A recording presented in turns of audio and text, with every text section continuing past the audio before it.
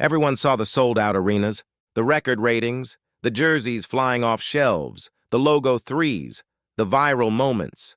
The night women's basketball stopped being a niche conversation and became a national obsession.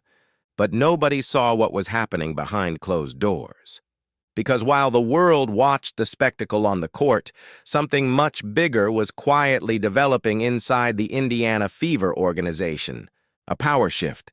And by the time ownership finally understood what was happening, the quiet 22-year-old rookie they thought they were managing had already become the most powerful figure in the building. Her demands were leaking out, and the front office was stunned. From the outside, Clark's rookie season looked like a fairy tale. Packed arenas, historic ratings, fans traveling across state lines just to watch warm-ups, every game feeling like a national event. But inside the Indiana Fever, it was a storm. Clark wasn't just playing basketball. She was carrying the weight of an entire league's future every single night. And the physical reality of what she was enduring was far more brutal than highlight reels showed. From the opening weeks, opposing teams sent a clear message. Clark was going to earn everything the hard way. Defenders pressured her the moment she crossed half court. Hard screens, aggressive traps, physical contact on every drive.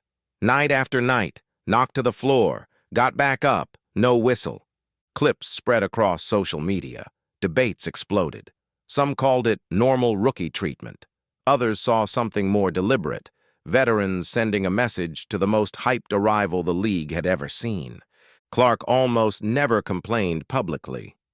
But privately, inside that organization, the toll was building, and so was something far more important, an awareness of exactly how much power she actually held. Because she could see the packed arenas, she could see the ratings climbing, she could see how the entire league's economic conversation had shifted the moment she stepped onto a professional court, and that awareness would change everything. By mid-season, one reality had become impossible to ignore inside the Fever organization. Clark wasn't just Indiana's point guard. She had become their most valuable business asset, and she was no longer willing to simply endure an environment that wasn't fully built to support her success. She wanted changes. Real ones. The first demand, physical protection. Throughout the season, there were multiple moments where Clark absorbed hard contact and hit the floor, and virtually nothing happened in response. No confrontation from teammates, no message sent back to opponents, just silence as the game moved on. Championship organizations understand something fundamental. When a generational talent arrives, the roster must evolve to protect her. Not aggressively, not recklessly, but with the kind of physical presence that makes opponents think twice before making the star their target every single possession. Indiana lacked that entirely. And beyond the competitive issue, there was a business reality ownership had to face. Clark's health wasn't just a basketball concern anymore. If she suffered a serious injury, the ripple effects would reach every corner of the franchise. Ticket sales, ratings, sponsorships, league visibility. The roster needed to change around her. That was demand number one. The second demand, a system that actually fit her. Clark didn't become a phenomenon by playing slow, predictable basketball. Her entire game is built on pace, chaos, and the kind of unpredictability that forces defenses into impossible decisions before they can set their feet. But during large stretches of the rookie season, Indiana's offense looked nothing like that. Possessions slowed down. Half-court sets allowed defenses to load up around Clark before anything could develop. The result was stagnation, exactly the opposite of what she needed to thrive. Fans noticed. Analysts debated it openly. And inside the organization, the conversations were already happening long before they appeared on television panels. The system had to evolve. That was demand number two. Here's where the story gets interesting, because ownership was stunned by the demands. But they couldn't argue with them. Every single one was correct. The first response came from the coaching staff. Shortly after the season ended, the Fever made a major change. Christy Sides was out. Stephanie White was coming back. For longtime Indiana followers, the hire made immediate sense.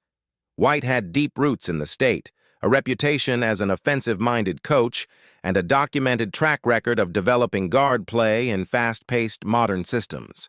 More importantly, she understood exactly what Clark needed: freedom. Freedom to push pace, freedom to shoot deep, freedom to create the unpredictable sequences that made her impossible to guard in college. The message from the front office was unmistakable. The system would now be built around Clark's strengths, not the other way around. But that was only the first response. The second came with one of the most important roster decisions the franchise had made in years. By the second half of the rookie season, something real had started forming between Clark and veteran guard Kelsey Mitchell. It didn't look perfect early. Mitchell had spent years as Indiana's primary scorer. Clark's arrival changed the offensive hierarchy. Early possessions felt slightly out of sync. But game by game, the chemistry clicked. Mitchell learned when Clark wanted to push pace. Clark learned when Mitchell was ready to punish an overcommitted defense. The backcourt created a genuine dilemma for opponents. Double-team Clark. Mitchell buried open shots. Focus on Mitchell. Clark attacked with the full weight of her playmaking. Then free agency arrived, and Indiana faced a defining choice. Mitchell was on the open market. Championship contenders were preparing to pursue her. The chemistry that had taken an entire season to build could disappear in a single afternoon. The Fever moved decisively. They designated Mitchell as a core player, secured her future, and sent a message the rest of the league couldn't ignore. Indiana wasn't rebuilding anymore. They were building to win. And Clark could see the organization finally moving in the direction she'd been pushing for. But here's the layer that made everything more complicated for ownership. Because while Indiana was restructuring around Clark, her leverage was growing in ways the front office hadn't fully anticipated. A new league was emerging, unrivaled, founded by respected athletes, offering higher salaries, domestic competition, and ownership equity that the traditional WNBA structure had never provided. Clark never threatened to leave, never issued ultimatums, never made dramatic public statements about her options. She didn't need to, because the mere existence of alternatives creates leverage, and Clark had more alternatives than any player in the history of women's basketball. Her endorsement portfolio was reportedly worth millions. Major brands had recognized what ownership was still processing, that Clark's popularity extended far beyond basketball.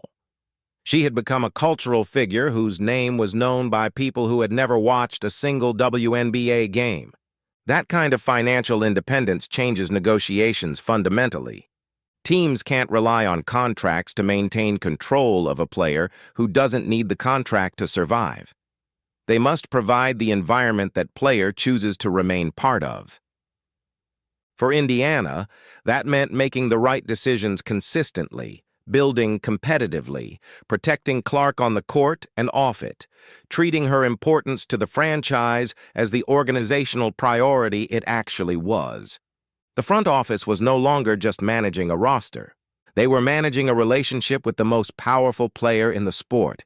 Here's the truth Indiana ownership had to eventually accept. The quiet rookie who walked into their building was gone. In her place stood something the franchise hadn't prepared for.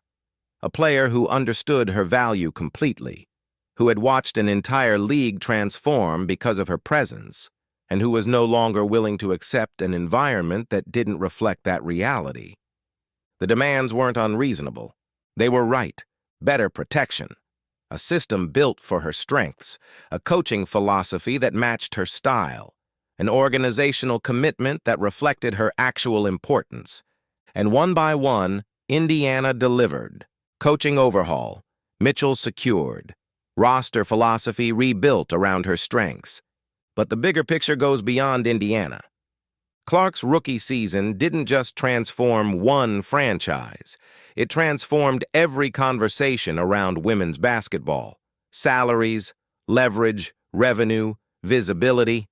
Every single one of those conversations accelerated because of what her first year revealed. She didn't orchestrate that transformation deliberately. She simply showed up, competed at a historic level, and let the impact speak for itself. Ownership was stunned by her demands. They shouldn't have been, because every single demand was right. This is part of our ongoing series breaking down the real power dynamics shaping the Indiana Fever and the future of the WNBA. Parts 1 through 3 are linked in the description. Watch the full series to see the complete picture. Hit subscribe and turn on notifications. The next chapter is coming.